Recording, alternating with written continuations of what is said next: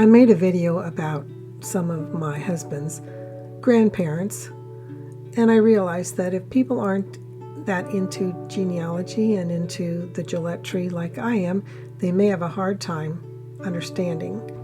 Let's start with my husband and I getting married, his parents, Ruth Denny and Thomas Gillette. Then we'll move our way up the tree to Thomas S. Gillette and Geneva Goebel. Then we'll go to Thomas's parents, which was Sarah Scott. And then instead of going up her husband George Gillette's tree, we're going to go up to her parents. So Sarah Scott. And then we go up to, and they're all named Sarah Ray, and her husband Thomas Scott. After Sarah and Thomas Scott, we're moving up to his parents, Judge Feilding L. Scott and Julian Harriet. And we also mention Sarah's parents. And I'll put pictures of them right here. And then we'll get into the video. This story started when I saw an article about a Sarah Elizabeth Ray living to 100 years old, and they were boasting that she was like the oldest woman in the county. So that name rang a bell. I thought there was one in the Gillette tree, so I looked her up. And here I found Sarah Elizabeth Ray. She married Thomas J. Scott. And I found that she did not live to be 100 years old. She only lived to 23. I'm assuming that she died in childbirth with twins. Sarah Elizabeth Scott Purnell Gillette Purnell was one of the twins. The other one was Kate Scott. She married a man named Yancey. So I'll put their pictures in here. Sarah's parents were John J. Ray and Sarah P. Henderson. One interesting thing I found out about the Rays was that they were from Scotland and they were called McRae. And they took off the MC and ended up just being REA. We're going to talk a little bit about Sarah's mother, Sarah Porter Henderson Ray or Sarah Parker Henderson Ray. Party, or somebody was at an annual 6th annual hobby party in January 28th, 1949, and she talked about her great-grandmother. It said, it had a picture of Sarah on there, and then it said, great-grandmother of the hobby party hostess came to Mahomet, Illinois with her husband Robert in 1848. They built their home 2 miles northeast of Mahomet on the Bloomington Road, the present site of Harold Barrett's home. Abraham Lincoln, when traveling the 8th Judicial Circus, was a frequent guest in the Ray home. Mrs. Ray died in 1909 in her 90th year. It shows 90 years and 6 months. And she is buried beside her husband in the village cemetery here. So that would have been a picture, or the picture that I have up now. I found this information on Ancestry. Somebody in the family, I take it her great-great-granddaughter, wrote about her and her husband. They said Henderson County, Kentucky was named after the father of Sarah Porter Henderson Ray. The old Capitol building was originally not at Lexington. And so then we'll go way down. Sarah Porter Henderson Ray came to Mahomet, Illinois with her husband John James in 1848. They built their home 2 miles northwest of Mahomet on the Bloomington Road, the present site of Harold Parrott's house. Abraham Lincoln, when traveling the 8th Judicial Circus, was a frequent guest in the Ray home. She wrote, my great-great-grandmother Ray had what was known as the Ray Tavern, which was located where Harold Parrott's house is now located. Then she put, let's skip all that. In the old Ray Tavern, there was a stairway on the outside of the house that went up to the 2nd floor or to the loft. Grandma Ray always said that Lincoln, who was a frequent visitor and often stayed overnight there, had to stoop to go into the room, for the door was so low. In the register of the Ray Tavern, is recorded all the names of the persons who had stayed at the tavern, but the sheet with Lincoln's name on it had been torn out. This book is in the hands of John J. Ray, the attorney, and is now with some of his children or heirs. Sarah married Thomas J. Scott, and his parents were Judge Feilding L. Scott and Julianne Harriet Scott. And I have pictures of them. And then there are good stories about her father, or not her father, her husband's father, Judge Feilding L. Scott. Judge Scott is my husband's 3 times great-grandfather. Feilding Scott was a well-known citizen of Champaign County, Illinois. He was born in Bourbon, Kentucky. He was the second child of Patrick and Anne Scott Campbell.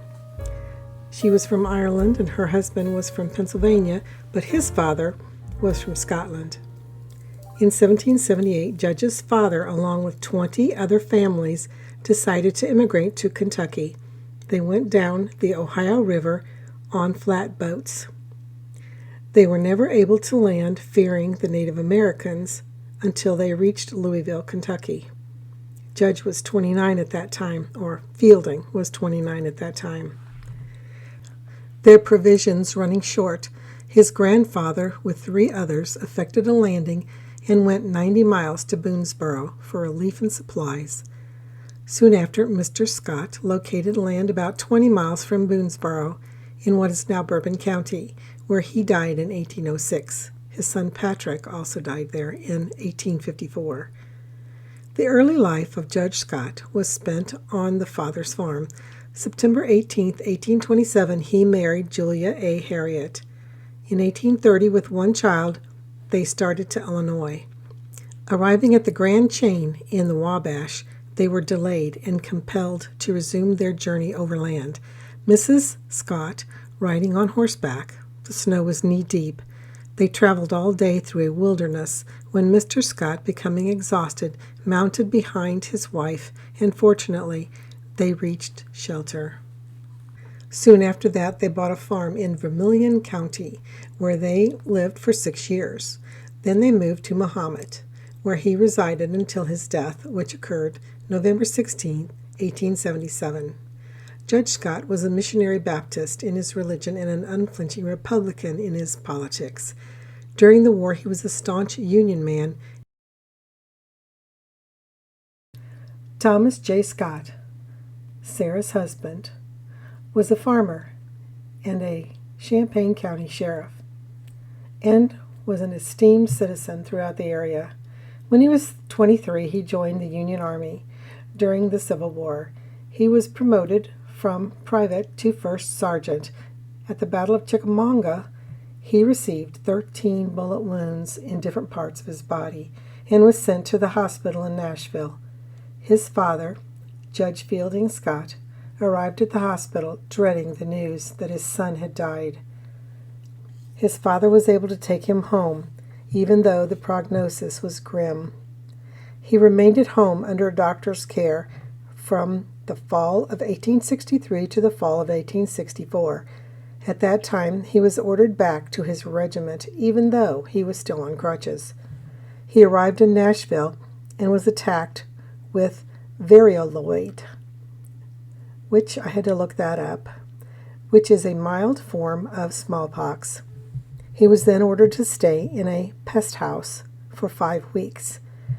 I looked pest house up, and that's a municipal building used to forcibly quarantine people with highly contagious diseases such as smallpox, cholera, and typhus.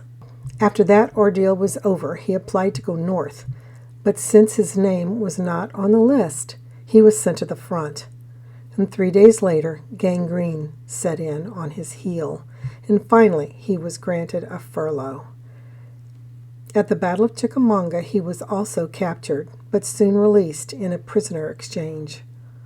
I guess they figured maybe he was just too wounded and was going to die or something. I don't know. He was mustered out of service in Springfield, Illinois, after serving nearly 3 years. He applied for a pension and justly received it from the government. In 1866, elected sheriff. 2 years later, he returned to farming in Mahomet, Illinois. He ended up with 400 acres, one half in timber. He married Miss Sarah Ray, a native of Kentucky. We talked about her having the twins already, and then she passed away. Mr. Scott's second wife was Mary E. Davidson. Together they had 5 children. Mr. Scott was a prohibitionist, a member of the GAR, which is the Grand Army of the Republic, and they are vets from the Civil War. And he was connected with the Missionary Baptist Church. His wife, Mary, was a Methodist. While I was putting this video together, I came across that article again, one of the country's very oldest women. Mrs. Sarah Ray died at her daughter's home in Ludlow.